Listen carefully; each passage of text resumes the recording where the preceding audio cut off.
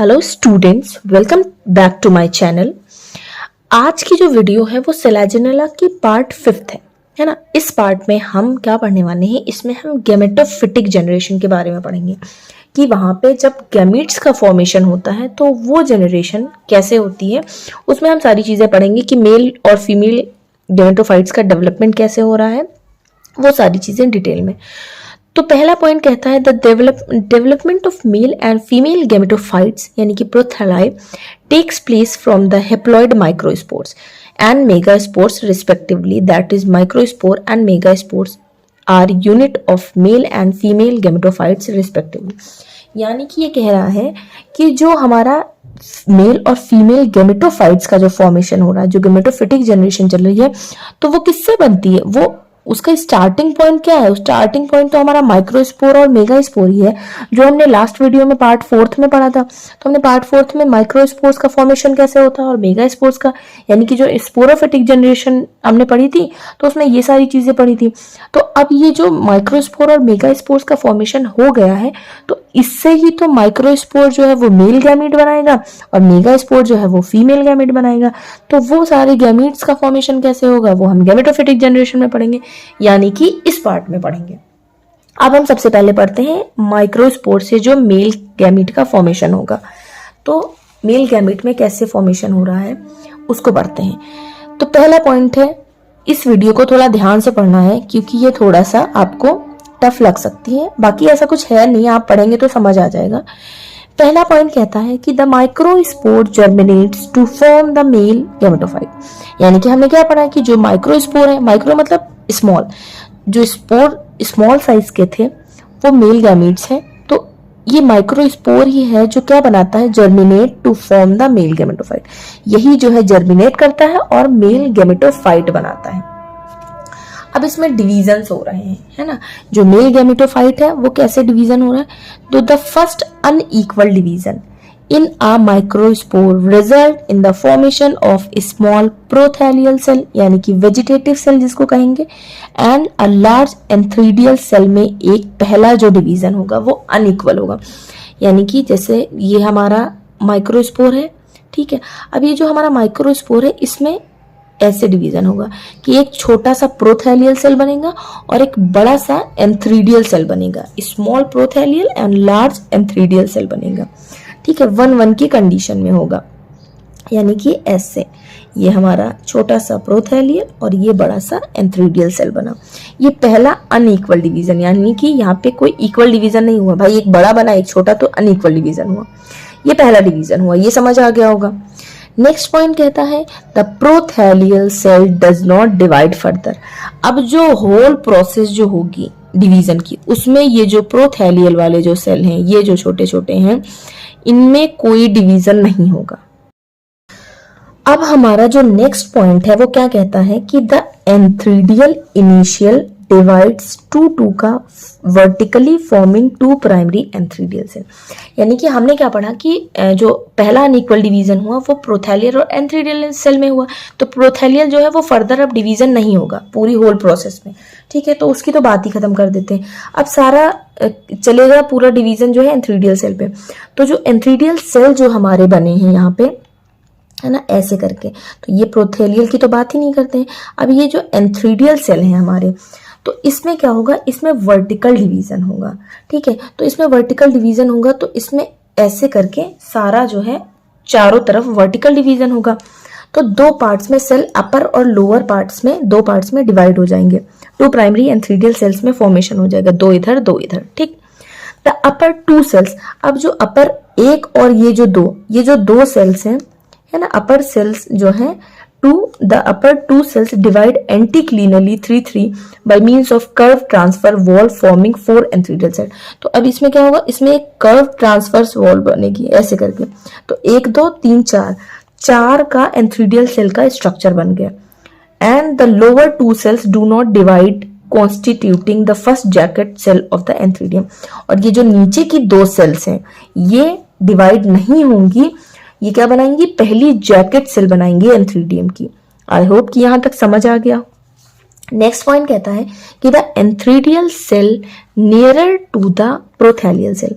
अब जो antheridial cell है यहाँ वाला, प्रोथेलियल के पास वाला है ना, प्रोथेलियल के पास वाला जो एंथ्रीडियल है, यहाँ पे तो मैं ये ऐसे बना के समझा रही हूँ, सिर्फ आपको पढ़ा रही हूँ, बाकी पीछे मैंने अच्छे से डायग्राम बना रखा है, आप वहां पे समझिएगा डिटेल में। तो यहाँ पे सिर्फ आप इसको समझते चलिए क्योंकि ये इस पेज पे लिखा हुआ है। तो the antheridial cell nearer to the prothallial cell divide cleanly by means of curving vertical wall to form two small distal cells, second jacket layer and two layer inner cells, endogonal cell। मतलब यहाँ पे फिर से जो है एक division होगा, है ना, नीचे, तो वो क्या बनाएगा, सेकेंड जैकेट लेयर जो है हमारी यहाँ पे फॉर्म हो जाएगी। ये देखिए यहाँ पे जो डायग्राम है उससे समझिए। देखो सबसे पहले ये हमारा स्ट्रक्चर है माइक्रोस्पोर, ठीक है। अब ये माइक्रोस्पोर है, माइक्रोस्पोर की जो अंदर की लेयर है वो एंटाइन कहलाती है, जो बाहर की लेयर वो एक्साइन कहलाती है, ठीक। अब इसमें क्या हुआ, ये जो है दो पार्ट्स में अनइक्वल डिवीजन हुआ। पहला एंथ्रीडियल इनिशियल जो बड़ा वाला बना और छोटा वाला प्रोथेलियल इनिशियल बना। हम ये सारी चीजें पढ़ रहे हैं जो अभी हम पढ़ के आए हैं ना, जो लाइन बाय लाइन पढ़ा उसको डायग्राम से समझ रहे हैं। प्रोथेलियल इनिशियल बना और एंथ्रीडियल इनिशियल बने। अब इसमें जो है पहला जो डिवीजन हुआ वो ये देखिए, पहला जो डिवीजन वर्टिकल डिवीजन हुआ, तो यहाँ पे पहला जो है यहाँ पे दो सेल बने, है ना, ऊपर की, और नीचे वाली जो है उसमें फर्दर डिवीजन नहीं हुआ, वो पहली जैकेट सेल बनाती है। और फिर ऊपर वाली में एक फिर से डिवीजन हुआ, कर्व डिवीजन जो हुआ, तो उसने 4 सेल बनाए, है ना, 4 एंथ्रीडियल सेल बने। तो यहां तक हमने पढ़ा। और फिर उसके बाद एक फिर से डिवीजन हुआ यहाँ पे, जो क्या बनाता है, सेकेंड जैकेट लेयर बनाता है। प्रोथेलियल सेल के पास नियरर पे एक और डिवीजन हुआ जहां पे सेकेंड जैकेट लेयर बनी। तो यहां तक समझ आ गया। अब उसके बाद हम क्या पढ़ेंगे, the other 2 antheridial cells divide 5 का डिवीजन होगा anticlinally to form 2 distal cells, यानी कि थर्ड जैकेट लेयर बनेगी, and 2 proximal cell which again divide periclinally, जो कि जो है अगेन डिवीजन होगा पेरिक्लिनली, तो 6 के जो है सेल बन जाएंगे by means of curving vertical wall to form 2 outer जो कि 4th जैकेट सेल हमारी बनेगी, और 2 इनर की एंड्रोगोनियल सेल बनेगा। Thus at this stage, मतलब कि 6 की जो सेल बनी है, the male gametophyte has 13 cells. फिर उसके बाद इस पे क्या होगा कि इतने डिवीजन जब हो जाएंगे यहाँ पे, तो 13 सेल की एक स्ट्रक्चर बनेगा, मेल गेमेटोफाइट बनेगा, जिसमें प्रोथेलियल सेल प्रेजेंट होगा, 8 जैकेट सेल्स प्रेजेंट होंगी और 4 एंड्रोगोनियल सेल्स प्रेजेंट होंगी। And the male gametophyte is shed at this 13 cell stage. फिर उसके बाद वो जो है 13 सेल की एक स्टेज बनेगी। यहाँ पे देखिए आप, ये जो डिवीजन्स हो रहे हैं, 4th जैकेट लेयर बन गई, तो यहाँ पे 13 सेल की जो है एक स्ट्रक्चर बनेगा, है ना। फिर उसके बाद आफ्टर शेडिंग, नेक्स्ट पॉइंट क्या कहता है, आफ्टर शेडिंग, जब शेडिंग कंप्लीट हो जाएगी, the 4 primary androgonial cell undergo several division forming 128 और 256 एंड्रोसाइट्स। ये क्या बनाएगा, जो 4 प्राइमरी एंड्रोगोनियल सेल्स हैं उसमें बहुत सारे डिवीजन्स होंगे और वो 128 से 256 तक एंड्रोसाइट्स का फॉर्मेशन करेगा। Each androcyte gets metamorphosed into a biflagellated sperms, और वो ही हर एंथ्रोसाइट जो होगा वो मेटामॉर्फोस होगा और वो बाइफ्लैजिलेटेड, बाय मतलब 2 फ्लैजिला का स्पर्म बनाएगा जिसको एंथ्रोजॉइड्स कहेंगे, which on disintegration of the jacket cell, जब जैकेट सेल का डिसइंटीग्रेशन हो जाएगा तो रप्चर कर जाएंगे of the spore wall along the triradiate ridge are liberated as free swimming sperm। और वो जो ट्राइरेडिएट रिज होता है, ये वाला जो ट्राइरेडिएट रिज कहलाता है, ये रप्चर हो जाएगा और ये सारे जो है एंथ्रोजॉइड्स बाहर आ जाएंगे, फ्री स्विमिंग स्पर्म कहलाएंगे। Since the whole process of development of male gametophyte takes place inside the microspore wall, यानी कि ये जो सारा जो डेवलपमेंट हो रहा है मेल गेमेटोफाइट का, ये अंदर हो रहा है ना, एंडोस्कोपिक है, यानी कि माइक्रोस्पोर वॉल के अंदर ही ये पूरा डिवीजन चल रहा है, यानी कि ये एक्साइन एंटाइन बाहर है और बाकी ये सारा डिवीजन अंदर चल रहा है। तो ऐसे डेवलपमेंट को क्या कहते हैं, endosporic condition. The gametophyte is an extremely reduced structure, जो गेमेटोफाइट बनेगा वो एक्सट्रीमली कैसा होगा, रिड्यूस्ड स्ट्रक्चर बनेगा। तो ये देखिए यहाँ पे ये सारे जो डिवीजन होकर के आए हैं, ये यहाँ पे एंथ्रोसाइट्स बने हैं 128 से 256 स्टेज के, है ना। ईच एंथ्रोसाइट्स जो है वो क्या बनाएंगे, एंथ्रोजॉइड्स बनाएंगी, जो कि ट्राइरेडिएट रिज को, यहाँ पे ये जो ट्राइरेडिएट रिज होगा इसको रप्चर करके स्पर्म बनेगा, जो कि फ्री स्विमिंग स्पर्म कहलाएगा। वो इससे लिबरेट होकर के बाहर आ जाएगा, और जो है ये हमारा अगर मैच्योर गेमेटोफाइट का स्ट्रक्चर देखें तो वो ये स्ट्रक्चर बन के आएगा, जो कि हाईली रिड्यूस्ड स्ट्रक्चर होगा, है ना। जिसमें हम क्या देख सकते हैं, ये प्रोथैलियल सेल है, ये एंड्रोगोनियल सेल्स हैं, ये पहली जैकेट सेल है, दूसरी जैकेट सेल है, तीसरी जैकेट सेल है और चौथी जैकेट सेल है, 2 एंड्रोगोनियल सेल है। तो ये एक मैच्योर गेमेटोफाइट का स्ट्रक्चर है। तो आई होप कि ये समझ आया हो।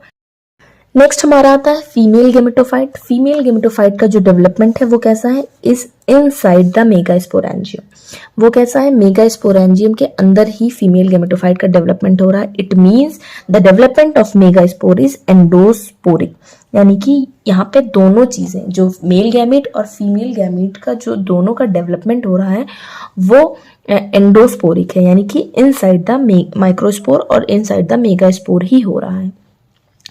फिर उसके बाद the megaspore mother cell under को रिडक्शन डिवीजन। अब ये जो मेगास्पोर मदर सेल है, यानी कि जो फीमेल गेमेटोफाइट का जो डेवलपमेंट हो रहा है वो कैसे स्टार्ट हो रहा है, तो जो हमारी मेगास्पोर मदर सेल है उसमें रिडक्शन डिवीजन होगा टू फॉर्म 4 हैप्लॉइड मेगास्पोर बनाएगी। एक मदर स्पोर है, उसमें डिवीजन होगा तो 4 जो है हैप्लॉइड मेगास्पोर्स बनेंगे, है ना। Only 1 megaspore survives and develops into female gametophyte. 3 जो है वो हमारे डीजेनरेट हो जाएंगे, सिर्फ एक सर्वाइव करेगा और वो फर्दर जो है फीमेल गेमेटोफाइट बनाएगा। रिलीज ऑफ मेगास्पोर और female gametophyte differs in different species. मतलब जो रिलीज होता है मेगास्पोर का, फीमेल गेमेटोफाइट का, वो डिफरेंट स्पीशीज में अलग अलग टाइप से होता है। जैसे सम केसेस में क्या होगा, megaspore is release before the formation of archegonium, यानी कि आर्चिगोनियम के बनने से पहले ही मेगास्पोर रिलीज कर जाता है। लेकिन कुछ स्पीशीज में क्या है कि it release after the formation of archegonium, यानी कि पहले आर्चिगोनियम का फॉर्मेशन हो जाएगा, फिर उसके बाद मेगास्पोर जो है रिलीज होगा, फीमेल गेमेटोफाइट रिलीज होगा। इन सर्टेन स्पीशीज, कुछ स्पीशीज में क्या देखा गया, the megaspore is never release, वो कभी रिलीज हुआ ही नहीं, और फर्टिलाइजेशन और एम्ब्रियो का डेवलपमेंट जो है वो मेगास्पोरेंजियम के अंदर ही हो गया, विद इन द मेगास्पोरेंजियम हो गया। तो ये अलग अलग स्पीशीज में अलग अलग चीजें देखने को मिलती हैं। नेक्स्ट पॉइंट कहता है द मेगास्पोर इज स्फेरिकल होता है। कैसा होता है, अगर स्ट्रक्चर की बात करें तो यहाँ पे स्ट्रक्चर वाला पॉइंट है कि मेगास्पोर कैसा है, स्फेरिकल है, यानी कि स्फेरिकल शेप का है, कवर्ड है 3 लेयर से कवरिंग हो रखी है, and on its outer surface is a sign of triradiate mark. और आउटर सरफेस पे क्या है, एक ट्राई रेडिएट का मार्क बना हुआ है, ठीक है। During the development the middle and inner layer separates from the outer layer. Development के टाइम क्या होता है, मिडिल और इनर लेयर जो है आउटर लेयर से सेपरेट कर देती है, so that the space is created, इसलिए एक स्पेस बन जाता है। This is followed by repeated nuclear division. और फिर जो है क्या होता है कि ये जो डेवलपमेंट हो रहा है ये रिपीटेड, यानी कि कई रिपीट्स में न्यूक्लियर का डिवीजन होता है विदाउट सेल वॉल का फॉर्मेशन। मतलब कि जो न्यूक्लियस हैं वो कई बार डिवाइड होते हैं लेकिन उनमें सेल वॉल का फॉर्मेशन नहीं होता, तो ऐसे डिवीजन को कहते हैं फ्री न्यूक्लियर डिवीजन। यहाँ पे जो डिवीजन हो रहा है वो फ्री न्यूक्लियर डिवीजन हो रहा है, यानी कि जो न्यूक्लियस का डिवीजन हो रहा है वो रिपीटेड कंडीशन में हो रहा है लेकिन उसमें सेल वॉल का फॉर्मेशन नहीं हो रहा है। As a result, all the nuclei of megaspore are present towards periphery and the center is occupied by a vacuole। तो क्या होता है, इसका रिजल्ट क्या बनता है जब फ्री न्यूक्लियर डिवीजन होता है कि सारे जो न्यूक्लियाई हैं मेगास्पोर के वो सारे पेरिफेरी पे आ जा रहे हैं ना, पेरिफेरी यानी कि ऊपर साइड आ जा रहे हैं, ऐसे पेरिफेरी वाले एरिया पे। और जो सेंटर वाला पार्ट है, सेंटर का जो पार्ट है वो बचता है और जो कि क्या कहलाता है, ऑक्युपाइड बाय अ वैक्यूल, जो कि वैक्यूल कहलाता है। फिर नेक्स्ट पॉइंट कहता है कि आफ्टर दिस, इतना होने के बाद, फ्री न्यूक्लियर डिवीजन होने के बाद क्या होता है कि एक वॉल का फॉर्मेशन होता है। जब वो सारे न्यूक्लियाई पेरिफेरी पे आ जाते हैं और बीच में एक सेंटर में वैक्यूल बन जाता है तो क्या होता है कि एक वॉल का फॉर्मेशन होता है occurs which is restricted only at the upper region, जो कि सिर्फ अपर रीजन तक ही रह जाता है, यानी कि उस वॉल का फॉर्मेशन अपर रीजन में ही होता है। Due to this an apical cellular cushion is form, यानी कि एक कुशन लाइक स्ट्रक्चर बनता है एपिकल पार्ट में, ऊपर के पार्ट में सेल का कुशन लाइक स्ट्रक्चर बनता है, ठीक। which is 3 cell layer thick in the middle portion and 1 cell layer thick towards the margin. Middle में 3 सेल की लेयर का थिक होता है और मार्जिन पे जो है सिंगल लेयर का थिकनेस होती है. The lower portion of this cushion becomes thick and separate from the lower free nuclear part from the apical cushion. अब जो लोअर पोर्शन है कुशन का वो एपिकल कुशन से सेपरेट हो जाएगा और जब सेपरेट हो जाएगा तो एक वॉल बनेगी. The wall of the lower cell becomes thick forming a diaphragm कहलाते हैं. तो इस वॉल को क्या कहेंगे, एक वॉल है जो डिफ्रेंशिएट करेगी अपर और लोअर रीजन को, उसको डायफ्राम कहेंगे और जो कि थिक होगी. फिर उसके बाद लेटर में क्या होगा, कुछ दिन बाद क्या होगा, वैक्यूल डिसअपियर. डेवलपमेंट में डायफ्राम के बनने के बाद क्या होगा, वैक्यूल जो है डिसअपियर हो जाएगा as the cytoplasm increases in amount. Vacuole जो है वो डिसअपियर हो जाएगा, मतलब गायब हो जाएगा, और साइटोप्लाज्म जो है इंक्रीज हो जाएगा अमाउंट में. At this stage female gametophyte is liberated from the gametangium. If it falls on suitable substratum it germinates. फिर उसके बाद इस स्टेज के बाद क्या होगा, फीमेल गेमेटोफाइट जो है वो लिबरेट कर जाएगी गेमेटोएंजियम से, मतलब बाहर आ जाएगी.